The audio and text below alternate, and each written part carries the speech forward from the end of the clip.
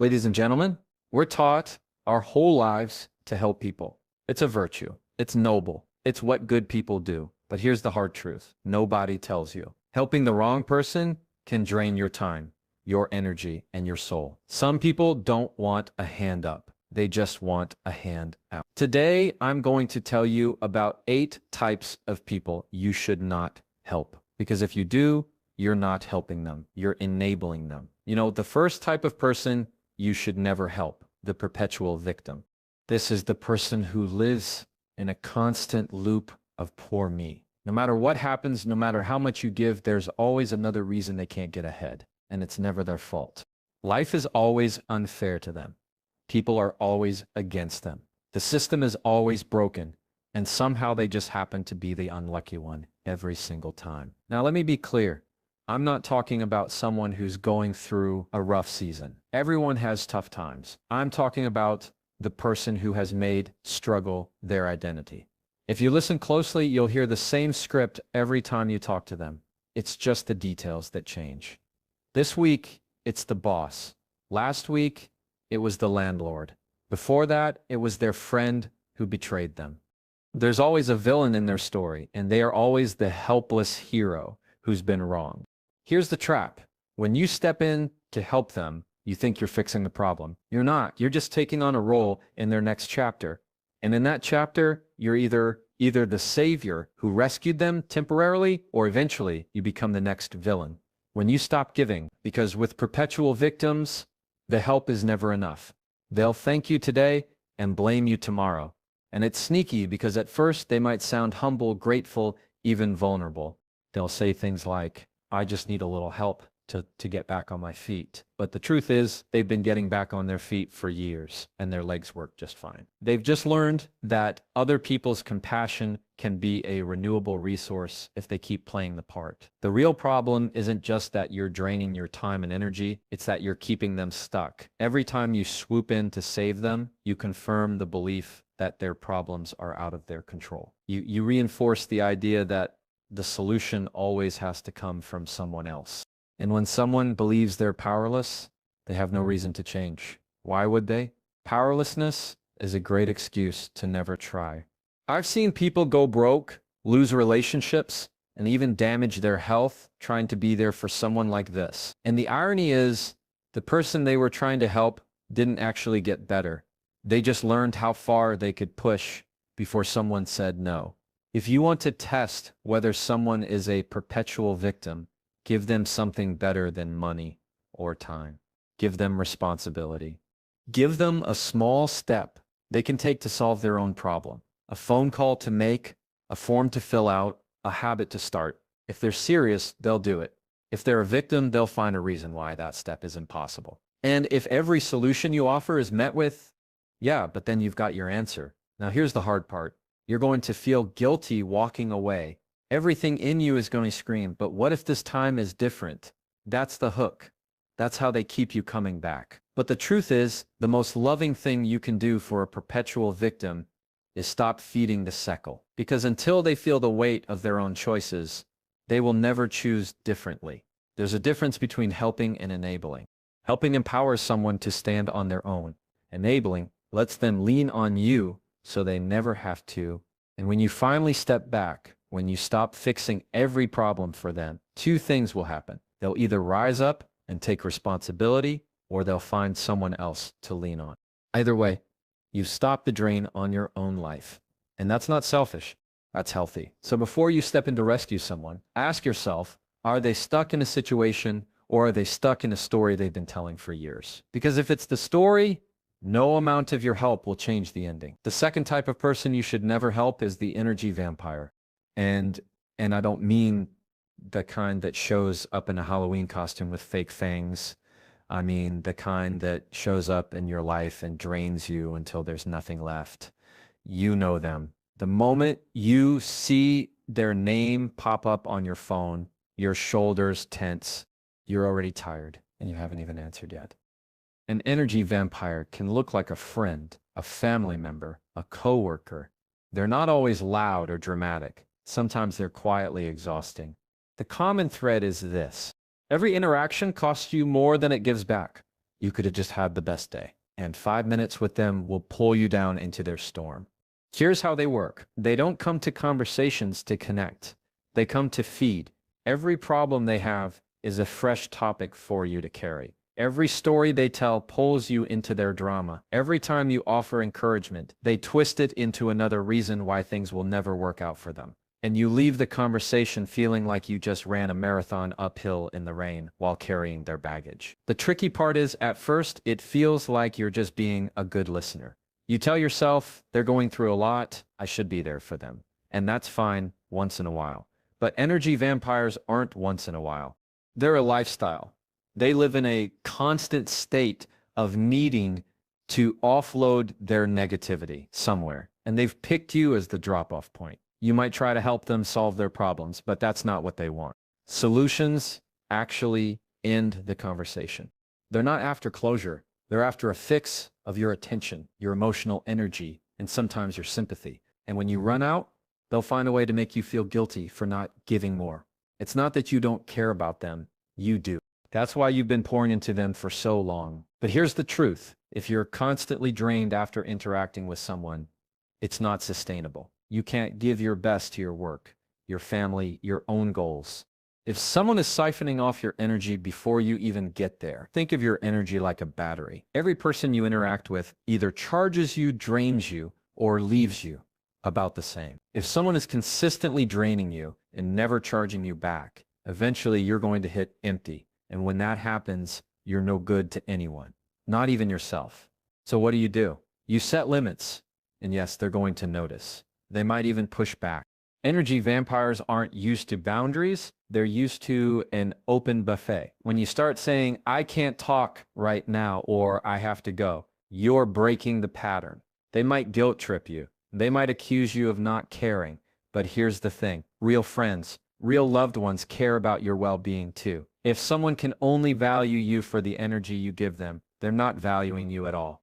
Sometimes the best way to protect your energy is to limit access. That doesn't mean you cut them off entirely, though in some cases you might have to. It means you stop giving them more than you can afford to lose. You keep conversations short. You avoid topics that pull you into their emotional quicksand.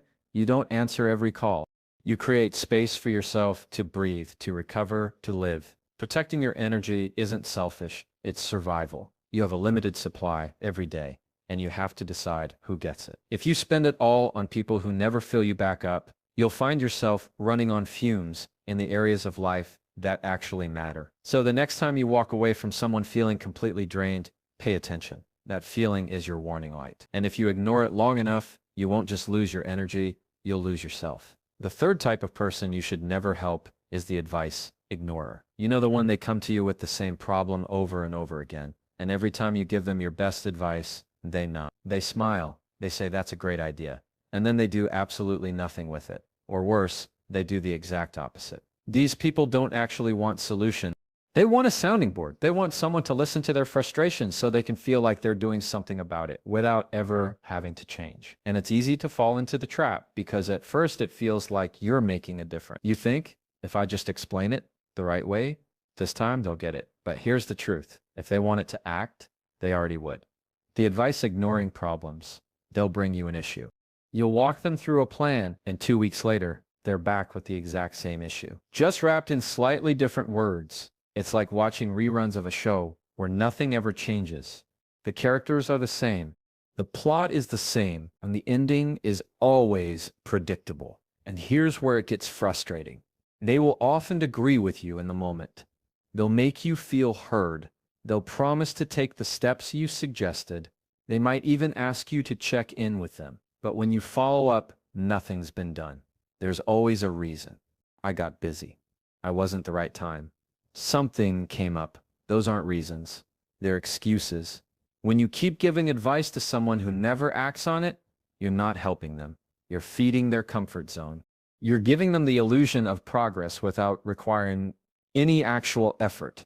And that's dangerous because it lets them believe they can keep living in the same patterns and somehow get different results. It's not just a waste of your time. It's a drain on your patience, your energy, and your hope.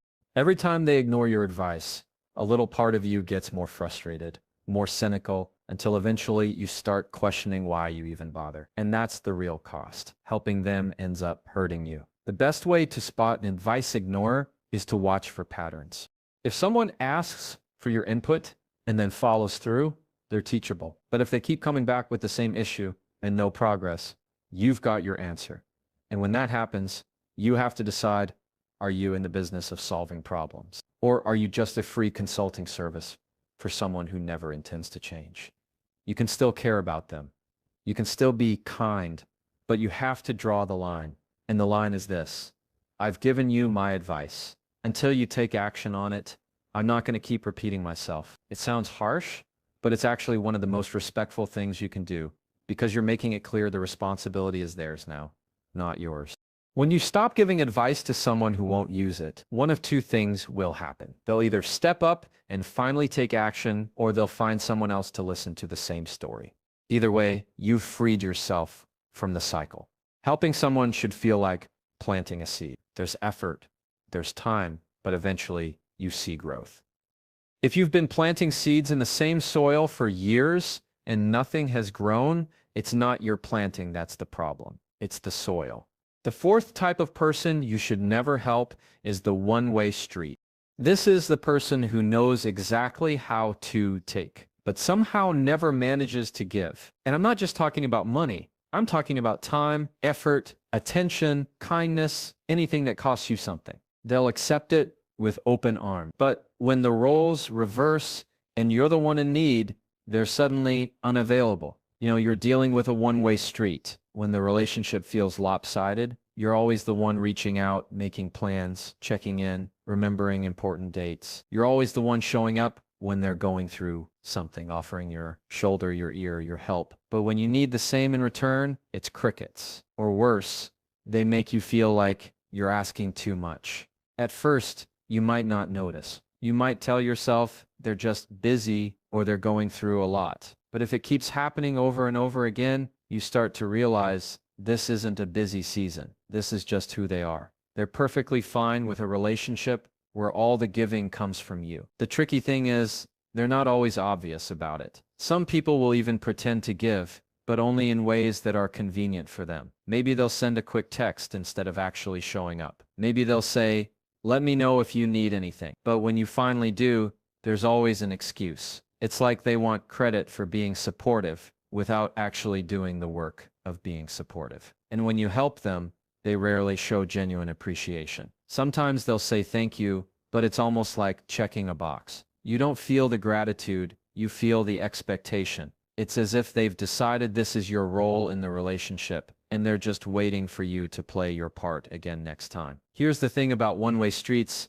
they will keep taking as long as you keep giving. They're not going to suddenly wake up one morning and think, wow, I've been selfish. I should start giving back. That realization rarely happens without boundaries, and that's on you. When you keep giving to someone who never gives back, you're not just hurting yourself. You're teaching them that this dynamic is acceptable. You're training them to believe that you'll always be there, no matter how little effort they put in. And the longer you allow it, the harder it is to change.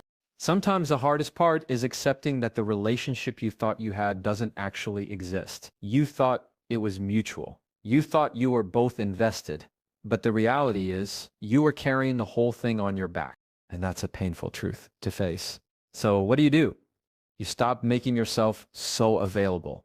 You stop dropping everything the second they call. You match their effort. If they check in once every few months, you do the same. If they never offer to help, you stop volunteering every time they're in a bind. Not out of spite, but out of balance. You'll notice something when you do this. The one-way street will either get upset that you're not giving like you used to, or they'll drift away completely. And while that might feel like a loss, it's actually clarity. Because a relationship that only exists when you're doing all the work isn't a relationship. It's a transaction. The truth is, real connection is two-way traffic. It's not about keeping score, but it is about both people showing up for each other. If that's not happening, then you're being used.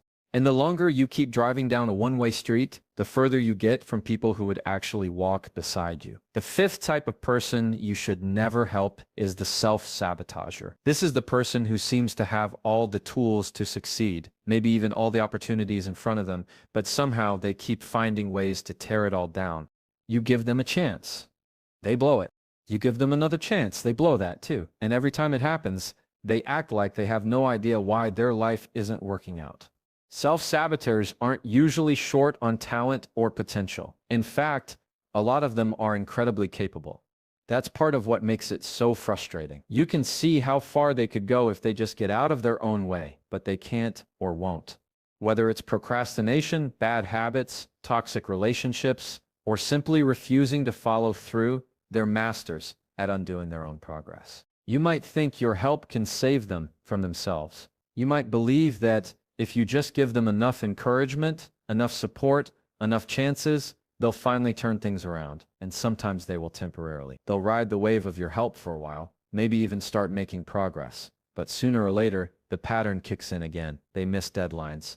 They pick fights. They forget to do the one thing they promised. And suddenly, they're right back where they started. Or worse, the hardest part about helping a self-saboteur is that they often want the result, but not the responsibility. They want the promotion, but don't want to put in the hours. They want financial stability, but won't stop overspending. They want healthy relationships, but keep going back to the same people who hurt them. It's like watching someone punch holes in their own lifeboat and scream for you to come rescue them before they drown. And every time you rescue them, you take on more of the weight they should be carrying themselves. You start working harder on their life than they do. You start investing more in their success than they're willing to invest. And the moment that happens, you're already losing. Because if someone isn't willing to fight for themselves, your fight for them will never be enough. The truth is, self-sabotage is a mindset problem, not a resources problem. You can hand someone every tool, every connection, every opportunity, and they'll still find a way to mess it up if they don't deal with the way they think. That's why your help often doesn't stick. You're addressing the surface issues, but they're busy digging new holes underneath. You might tell yourself you're being loyal, that you're not giving